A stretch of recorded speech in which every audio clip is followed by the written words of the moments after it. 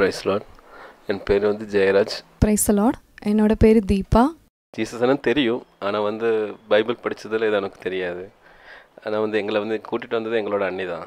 அவங்க தான் ஃபஸ்ட்டு இருந்தாங்க இதில். ஒரு தடவை இது ரொம்ப கஷ்டத்தில் இருந்தோம், ரொம்ப அனுபவிச்சிட்டோம். நாங்கள் ஒரு ட்ரிப்பு வந்து எங்கள் அண்ணி சொன்னாங்க, நீங்கள் சர்ச்சுக்கு வாங்க, எங்கள் ஜெயரி மினிஸ்ட்ரியில் வாங்க, வந்து அவங்களோட பிரச்சனைலாம் தீரும் அப்படின்னு. நிறையா தடவை ஜீசஸை பற்றி சொல்லியிருக்காங்க, மினிஸ்ட்ரி பற்றி சொல்லியிருக்காங்க. அப்போது நான் ஃபஸ்ட்டு ரொம்ப அலட்சியமாக இருந்துட்டேன். அப்புறம் ஒரு நாள் மனசு ரொம்ப கஷ்டமாக இருக்கிற டைமில், ஒரு வெனஸ்டே டைமில் மார்னிங் நான் அவங்க ஃபோன் பண்ணி கூப்பிட்டேன். இந்த மாதிரி நீங்கள் அன்றைக்கி சொன்னீங்கல்ல மினிஸ்ட்ரி கூட்டிகிட்டு போகிறேன் அப்படின்னு, நீங்கள் என்ன கூட்டிகிட்டு போகிறீங்களான்னு கேட்டேன். அதான் ஃபஸ்ட்டு டே நான் அந்த ராண்டி ஹாலில் வெனஸ்டே மீட்டிங் என்ட்ரன்ஸ் ஆகிறது. சர்ச்சுக்கெல்லாம் போகும்போது நான் ரொம்ப சத்தம் போட்டு விட்டேன், எல்லாம் போகக்கூடாது சர்ச்சுக்கெல்லாம், அதனால வந்து ரொம்ப பிரச்சனை ஆயிரும் அப்படின்னு சொன்னாங்க. அப்புறம் இடையில கொஞ்சம் மனசு சேஞ்ச் பண்ணி, சரி நீ போய்க்கோ அப்படின்னு சொல்லி ஒரு நாளைக்கு என்னை கொண்டு விட சொன்னாங்க சர்ச்சில். நான் தான் அதெல்லாம் வரமாட்டேன், எனக்கு அதெல்லாம் பிடிக்காது, உனக்கு பிடிச்சா நீ போயிட்டு வந்துடு அப்படின்னு சொன்னாங்க. இல்லை கண்டிப்பாக வாங்க. ஏன்னா ரீசன் என்ன, அன்றைக்கி ஒரு நாளைக்கு எனக்கு ரொம்ப கொஞ்சம் பணம் தேவைப்பட்டது, அது கிடைக்காத ஒரு சூழ்நிலையில். ஆனால் நான் ஒரு வார்த்தை கேட்டேன் மனைவிகிட்ட, நான் அங்கே சர்ச்சுக்குள்ள வந்து எனக்கு இன்றைக்கி நைட்டுக்குள்ளே பணம் கிடச்சிடுமா, தேவை இருக்கிற பணம் கிடச்சிடுமான்னு கேட்டாங்க. ஆனால் அவங்க வந்து நீங்கள் வாங்க முதல்ல, அப்புறம் பார்த்துக்கிறேன் அப்படின்னாரு. சரி அதுக்கு சர்ச்சில் கொண்டு விட்டு, அப்போது ஜெயராம் மினிஸ்ட்ரி ராஜேஷ்னா ப்ரே நடத்திட்டு இருந்தாங்க. அது பார்த்துட்டு அப்படியே திரும்பி போகிறக்கு எனக்கு மனசு வரல. அங்கே வண்டி நிப்பாட்டி நானும் உள்ளே வந்து உட்காந்துட்டேன். அது எனக்கு கொஞ்சம் ரொம்ப மனசு உடைஞ்சிட்ட கேட்டு. ஆனால் வந்து அன்னைக்கு தான் உண்மையாலுமே ஜீசஸ் எனக்கு தெரிஞ்சது. அந்த நாள் நம்ம இன்றைக்கி கூட நான் மறக்க முடியாத நாள். அந்த ராண்டி ஹாலில் ஃபஸ்ட்டு டே நான் வந்து அன்றைக்கே ஆண்டவர் என்னை தொட்டார். அன்னைக்கு நாளே எனக்கு அபிஷேகம் கொடுத்தாரு. எங்கள் மச்சானை பொறுத்த வரைக்கும் நல்லா வசதியானவர். ஆனால் வந்து அவங்க வந்து யாருக்குமே பணம் கையில் வந்து கொடுத்ததில்லை. அந்த வண்டியில் நம்ம மனைவியை திருப்பி கூப்பிட்டு வர டைமில் அவங்க ஃபோன் பண்ணி, ஒர்க்கு கொஞ்சம் உனக்கு இருக்குது வா அப்படின்னு சொல்லி வீட்டுக்கு வர சொன்னாங்க. அப்போ நான் சொன்னேன் மனைவிட்ட, நான் வந்து ஜீசஸ் அப்படி பணம் கொடுத்தாருன்னா நான் என்றைக்குமே சர்ச்சுக்கு வரேன், ஜீசஸே மறக்க மாட்டேன்னு சொன்னார். சும்மா ஒரு கிண்டலாக சொன்னது நான் வந்து. ஆனால் வந்து அந்த ப்ரேயர் முடிஞ்சு நான் வர வழியில் எங்கள் மச்சான் கூப்பிட்டாரு, ஒரு ஒர்க் இருக்குவா அப்படின்னு சொன்னார். நான் அது வந்து நினைக்கல, நானும் அங்கே அக்கா வீட்டுக்கு போனோம். ஆனால் அவர் வந்து அன்றைக்கி கொஞ்சம் பணத்தை, எனக்கு தேவைப்பட்டவருக்கு ஜாஸ்தி பணத்தை கொடுத்துட்டு அட்வான்ஸாக நீ வச்சுக்கோ அப்படின்னு சொல்லி கொடுக்கும்போதா ஜீசஸோட அந்த மகிமை எனக்கு தெரிஞ்சுது. ஃபஸ்ட்டு டேவே என்னை தொட்டப்போ எனக்கு ரொம்ப ஒரு சந்தோஷம். வீட்டுக்கு வந்து இப்போ பைபிள் படிக்கிறது ரொம்ப ரொம்ப ரொம்ப என் மனசுக்குள்ளே ஒரு மாற்றம் இருந்தது. ரொம்ப நான் கோவப்படுவேன், நான் எல்லாத்து மேலேயும் கோவப்படுவேன். என்னோடய கேரக்டர் பார்த்திங்கன்னா, இனி ஹஸ்பண்டு நானும் அடிக்கடி சண்டை இருக்கும். ரொம்ப நான் வீட்டுக்குள்ளார வந்து என்னால் நிறைய பிரச்சனை ஹஸ்பண்ட் ஃபேஸ் பண்ணியிருக்காங்க, எங்கள் மதர் இன்லா ரொம்ப ஃபேஸ் பண்ணியிருக்காங்க. ஆனால் நான் ஜீசுக்கிட்ட வந்ததுக்கப்புறம் எனக்குள்ள ஒரு மாற்றம் இருந்தது. அப்போ அவரே சொல்லுவார், பரவாயில்ல, என்னால் அவர் பார்ப்பார், ஓ நீ இப்படி மினிஸ்ட்ரிக் பண்ணி இவ்வளோ சேஞ்ச் ஆகிட்டேன்னு சொல்லி இது பண்ணார். அப்புறம் நான் ப்ரேயருக்கு வரப்போ டெய்லி ப்ரேயருக்கு வரக்க ஆரம்பித்தேன். அங்கே வந்து ப்ரே பண்ணுற டைம் ஹஸ்பண்டுக்கு ரொம்ப வேலை இல்லாமல் கஷ்டப்பட்டார். நானும் அவர் சேர்ந்து போவோம். மார்னிங் போகும்போது நான் ப்ரேயரில் இருப்பேன், அவர் வந்து அங்கே இருக்கிறவங்க எல்லாத்திட்டும் பேசிட்டு என்ன பண்ணலாம், அப்போல்லாம் ஒரே யோசனை, என்ன பண்ணுறது ஏது பண்ணுறது, நம்ம லைஃப் இப்படி இருந்துருமா அப்படின்னு நினச்சிட்டு இருந்தோம். அந்த டைமில் இவர் வர டைம் பார்த்தீங்கன்னா சுத்தமாக ஒர்க் இல்லை, ஜெராக்ஸ் காப்பி. இவர் வந்து நாங்கள் கோல்டு ஸ்மித்து, நாங்கள் வந்து அந்த ஃபேமிலியில் தான்.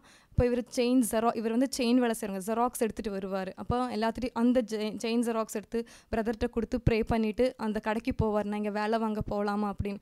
அப்படி இருக்கிற சூழ்நிலை ஒரு கடைக்கு போய் அவங்களுக்கு வேலை கிடச்சிது. அதே மாதிரி அந்த டைம் பீரியட் போயிட்டே இருந்த டைமில் ரொம்ப அதுக்கப்புறம் நாங்கள் போராட்டத்தையும் நாங்கள் சந்தித்தோம். அந்த போராட்டத்து டைம்லேயும் கூடி கடவுள் எங்கள் கூட இருந்து எங்களை வழி நடத்தினார். பல கஷ்டங்கள் வந்திருக்கு, பல பிரச்சனைகள் என்ன வந்திருக்கு. இருந்தாலும் அதெல்லாம் ஃபேஸ் பண்ணி இங்கே வரும்போது சில டைம் தோணலை, இங்கேருந்து நீ போனாலும் தோணும். கொஞ்சம் டைம் மாறி இருக்கு, இருந்தாலும் பல டைம் என்ன அவரை கைப்பிடிச்சு கூட்டிட்டு மறுபடியும் இதுக்குள்ளே கொண்டு விட்டுருவார். அப்புறம் ஒரு நாளைக்கு துபாயில் அவங்க அண்ணா, செகண்ட் அண்ணா வந்து துபாயில் இருக்கிறாரு. அப்போ அவர் சொன்னார், நீ வந்து பாஸ்போர்ட் எடுத்து வை, உனக்கு ஒரு சான்ஸ் கிடைக்கும். ஆனால் பாஸ்போர்ட் எடுக்கிறதுக்கு எந்த ஒரு ப்ரூஃப் இல்லாமல் எந்த ஒரு ப்ரூஃப் எங்களுக்கு இல்லை. அப்போது அதுவும் நாங்கள் ப்ரேயரில் வச்சுருந்தோம், கடவுள் எங்களுக்கு எப்படியாச்சும் பாஸ்போர்ட் கிடைக்க எல்லா ப்ரூஃப் ரெடி ஆகணும்னு. அடுத்தடுத்து பார்த்தீங்கன்னா எல்லா ப்ரூஃப் ரெடி பண்ணி கடவுள் புண்ணியத்தில் எல்லாம் கிடச்சிருச்சு. விசாவும் வந்தது. ஃபஸ்ட்டு வந்தது விசிட்டிங் விசாவில் தான் வந்தது. போனார் 2 மாதம் அங்கே போய் ஒர்க்கு கிடைக்கல. ஒர்க்கு கிடைக்காம திருப்பியும் இந்தியாவுக்கு வந்தார். இந்தியாவுக்கு வந்து அப்புறம் ரொம்ப சங்கடப்பட்டு மனசெல்லாம் உடஞ்சி போயிட்டு, ஐயோ இப்போது ஒர்க்கு என்னாச்சு அப்படின்னு. அப்போது அண்ணா என் கூட பேசினாங்க, நடத்துகிறாரு கடவுள், உங்களை நடத்துகிறாரு மட்டும் நீங்கள் நினச்சிக்கோங்க, தயவுசெய்து எந்த ஒரு மனசு. இப்போ நீங்கள் ஸ்பிரிச்சுவல், சரி உங்களை இப்போ இங்கே கூட்டிகிட்டு வந்திருக்க, திருப்பி உங்களுக்கு இன்னும் ஸ்பிரிச்சுவல் படுத்திருக்கு அப்படின்னு. அப்புறம் 2 வருஷம் எப்படியே கடந்து போய் அப்போது நிறையா ஒரு ப்ராப்ளம் நாங்கள் ஃபேஸ் பண்ணோம். சொந்தக்கார மத்தியில் நீங்கள் அப்படி போனீங்களா இப்படி பண்ணீங்களா நாங்கள் எல்லாம் எதிர்த்து கடவுளுக்கு நாங்கள் இருந்தோம். அப்புறம் ஒரு நாள் பார்த்தீங்கன்னா ஒரு வீடு மாற்றி விசா வந்தது, பெர்மனெண்ட் விசா வந்தது. நான் வந்து துபாயில் வேலை எனக்கு ஜீசஸ் வேலை வாங்கி கொடுத்தது. ஆனால் வந்து போகிற டைமில் ரொம்ப ரொம்ப கஷ்டத்தோடு தான் போனேன். அங்கே போய் வேலை கிடச்சி 3 மாதத்தில் எனக்கு அங்கே இருக்க முடியல. எப்போ பார்த்தாலும் ஊரில் இருக்கிற நினைப்பு தான் இருந்து, அங்கே இருக்கிற யாருமே செட் ஆகலை. ரொம்ப மனசுடைஞ்சு நிற்கிற டைம் வேறு. அந்த டைமில் பார்த்தீங்கன்னா என்ன பண்ணுறதுன்னு எனக்கு தெரியல. ஒரு நாள் அங்கே ஒர்க் பண்ணிகிட்டு இருக்கும்போது ஒரு பெரிய மிஷின் ஒன்று, அதே ஒரு பெரிய சாட்சி. அந்த மிஷினில் வந்து சும்மா ஸ்டாண்டிங் இருந்த மிஷின் வந்து அது கீழே விழுந்தது. மொத்தமாகவே என்னோடய உயிரே போக வேண்டிய அந்த சிச்சுவேஷனில் எப்படின்னு தெரியல, இன்னும் எனக்கு அதை தெரியல. எங்கள் சாரும் அது அவர் அடிக்கடி சொல்லுவார், என்ன மிராக்கள் நடந்தது தெரியல ஜெயராஜ், அது வந்து ரொம்ப அதிசயமாக இருக்குது. ஏன்னா அந்த மிஷின் விடுற டைமில் எனக்கு அந்த பக்கம் திரும்ப முடியாது, இந்த பக்கம் திரும்ப முடியாது.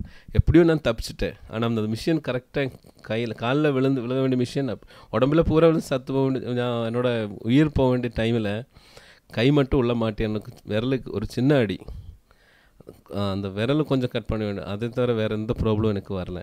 நான் அதுக்கப்புறம் நான் அந்த டைமில் அது ஏன் வந்துருச்சுன்னா எனக்கு தெரியல. ஆனால் வந்து மறுபடியும் நான் திரும்பி இந்தியாவுக்கு வந்து இங்கே ப்ரே பண்ணி ஜெயராம் மினிஸ்டரோட கூட சம்மந்தப்பட்டு ப்ரே பண்ணி எனக்காக நிறைய பேர் ப்ரே பண்ணாங்க.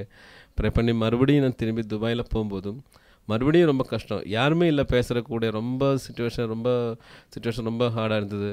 அது இல்லாமல் அடுத்தவங்க கூட பேசாமல் பழகாமல் மென்டல் ரொம்ப சில டைம் எனக்கே தெரியல என்ன அப்படியே பேசாமல் மென்டலாயிரும் போல் இருக்கு, அப்படி வேறு இருந்துச்சு. அப்படியே ப்ரே பண்ணிகிட்டு இருந்தேன். ஒரு நாளைக்கு நான் என்ன பண்ணேன், சும்மா இருக்கும்போது சும்மா எதுக்கு இருக்கணும்னு சொல்லி ஒரு சிலுவை ஒன்று கோப்பரில் செஞ்சு நான் என்னோடய ட்ரோ பக்கத்தில் வச்சு ப்ரே பண்ணிகிட்டு இருந்தேன். அது பார்த்து என்னோடய மேனேஜர் சார் சொன்னார், எனக்கும் அந்த மாதிரி ஒன்று செஞ்சு கொடுங்க. நான் கேட்டிருப்பேன், எனக்கு எப்படியாவது சர்ச்சுக்கு போகிற வாய்ப்பு கொடுங்க அப்படின்னு. கரெக்டாக அங்கேருந்து இந்த 3 ஃப்ரெண்ட்ஸை பார்த்தேன் நான். அவங்க வந்து துபாயில் லிஃப்ட்டில் வச்சு பார்த்தேன். அவங்க தமிழ் பேசிகிட்டு இருந்தாங்க. திடீர்னு அவங்ககிட்ட வந்து நீங்கள் தமிழா அப்படின்னா ஆமாம். அப்புறம் அவங்க கூட பழக்கப்பட்டோம். அவங்ககிட்ட கேட்டேன், அப்படி இங்கே ஏதோ பக்கத்தில் சர்ச் இருக்கா, அவங்க கிறிஸ்டியன்ஸோடு எனக்கு தெரியல. அப்போ தான் அவங்க சொன்னாங்க, நான் கிறிஸ்டியன்ஸு நாங்களும் போயிட்டுருக்கோம் சர்ச்சில். ரொம்ப சந்தோஷம் வச்சு மனசுக்கு. பரவாயில்லன்னு சொல்லி அவங்க கூட ஜாயின் பண்ணி சர்ச்சுக்கு போக ஆரம்பித்தேன். இன்ன வரைக்கும் இப்போ போய் 2 வருஷம் முடிஞ்சுது. வெள்ளிக்கிழமை ஒரு நாள் அங்கே போய் மாஸ் அட்டன் பண்ணி அங்கேயே நாங்கள் ஒரு அன்பியம் மாதிரி நாங்கள் செஞ்சு அது கூட்டத்தில் இன்வால்வ் ஆகி அது ஒரு ஹிந்துவான நான் வந்து எப்படி என்ன ஜீசஸ் வாய்டு நடத்துகிறது எனக்கு நல்லா தெரிஞ்சுது. ஆனால் இப்போ வந்து அங்கே போய் நாங்கள் ஒரு ஒவ்வொரு குரூப்பாகவே அன்பியம் பண்ணிகிட்ருக்குறோம். அதுக்கு சந்தோஷமாக இருக்கிறோம். அதுக்கெல்லாம் ஜீசஸ் தான் என்னை வழிகாட்டி கைப்பிடிச்சு வழி நடத்துகிறாருன்னு அந்த உண்மை எனக்கு பல டைம் நான் உணர்ந்துருக்கிறேன், இன்னும் உணர்ந்துட்டு தான் இருக்கேன். இதுக்கெல்லாம் எனக்கு இப்போ நல்ல ஒரு நல்ல நிலைமையில கொண்டு எத்திச்சது அவங்க தான். நான் எப்படி அங்கே துபாயில் வந்து ஃபஸ்ட்டு சொல்கிற டைமிலெல்லாம் அங்கே வந்து ரொம்ப ஸ்ட்ரிக்ட்டு. எங்கள் சார் பார்த்தீங்கன்னா சிரியன்ஸ், அவங்க வந்து எதுவுமே நம்பிக்கை இல்லாத ஆளுங்க. நான் போய் என்னோட முன்னாடி இருந்த ஆளுங்களை விட்டு நான் ப்ரே பண்ண ஆரம்பித்த உடனே அந்த இடத்துல எனக்கு ஒரு உயர்ந்த சூப்பர்வைசர் பதவியும் கொடுத்து அவங்களோட அந்த அவங்க கை வச்சுருக்கிற அந்த கோல்டு பூரா ஸ்டோக், அந்த கோல்டோட லோக்கர் கீ எல்லாமே எங்கிட்ட ஒப்படைச்சிருக்காங்கண்ணா. என் மேலே நம்பிக்கை ஏன் கொண்டானா, நான் ஜீசஸ் மேலே வச்ச நம்பிக்கை. எங்கள் கடன் பிரச்சனையெல்லாம் இப்போ கொஞ்சமாக அடைஞ்சு, இப்போ ஒரு ஃபஸ்ட்டெல்லாம் மனசுக்குள்ளே ரொம்ப டென்ஷனாக இருக்கும். எங்கேயாச்சும் போய் உட்காந்தாலும் என் ஹஸ்பண்டுக்கு வந்து ஒர்க்கு டென்ஷன் அது இது எல்லாம் இருக்கணும். இப்போ இந்த டைம் வரை அங்கே உட்காரம்போ ரொம்ப மனசு ரொம்ப சாட்டிஸ்ஃபையோட கடவுளுக்கு நாங்கள் சாட்சி அந்த அளவுக்கு எங்களை வச்சுருக்காருன்னா அதுக்கு உண்மையாகவே கடவுளுக்கு கொடான கூடிய நன்றி தெரிவிச்சுக்கிறோம்.